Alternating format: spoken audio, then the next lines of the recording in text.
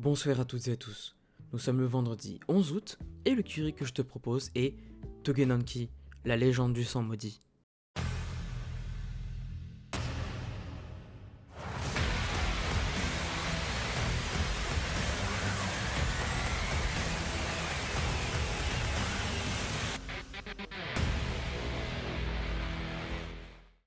Avant de commencer, n'oublie pas de nous suivre sur Twitch, c'est très important pour nous.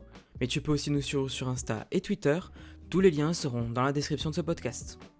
Alors, aujourd'hui on s'attaque à une petite nouveauté, du moins un manga qui n'est pas très vieux.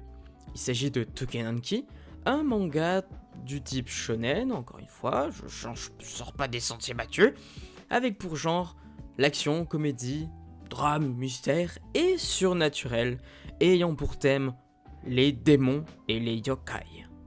Bon, c'est vrai que Urushibara Yura ne sort pas des sentiers battus lui non plus au niveau du sujet abordé, mais il nous sort quand même un manga très efficace.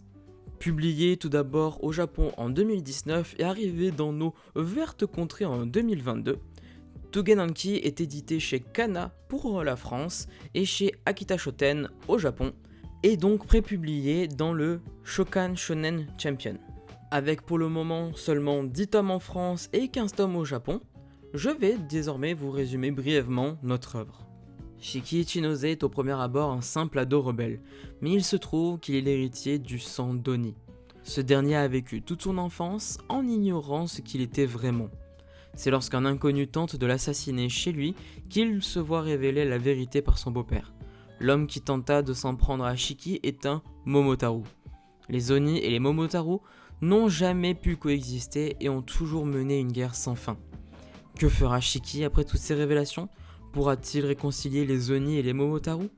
Alors, maintenant je vais vous donner mon avis concernant Toggenanki. Il s'agit d'un manga un peu dark par rapport à la plupart des shonen que je peux lire, ce qui apporte des thématiques super intéressantes sur les rapports entre les humains et la peur de l'inconnu. Ensuite, les designs sont super classe, que ce soit côté Oni comme Momotaru, même si les tenues des Momotaru sont hyper élégantes. Le concept d'utilisation du sang des Oni et la manière dont c'est dessiné rend les scènes de combat ultra dynamiques, et c'est pareil pour les particules des Momotaru. Enfin, malgré le côté un peu sombre du manga, il y a une très bonne gestion de l'humour, mais aussi du côté fraternel entre les différentes factions. Enfin, ça se ressent surtout du côté des Oni, moins du côté des Momotaru où ils se tirent pas mal dans les pattes, mais je vous invite à lire l'œuvre quand même pour voir. Pour conclure, je vous conseille de lire Toggenanki, vraiment. Pour le moment, il n'y a qu'une dizaine de tomes. On peut paraître un peu perdu avec les 2 premiers tomes qui se perdent un peu, mais à partir du tome 3, on a une vraie structure qui se profile et un vrai côté shonen qui va nous donner envie d'aller plus loin. Vous pourrez retrouver donc Toggenanki chez votre libraire, que ce soit à Leclerc, à la Fnac, etc. Vous connaissez le speech. Pour le moment, on n'a pas vraiment d'informations s'il y aura un animé ou d'autres œuvres autour du sujet, mais j'aimerais vraiment beaucoup avoir un animé, ce serait très très cool. J'imagine même quelques petits comédiens et tout que j'aime bien pour la VF.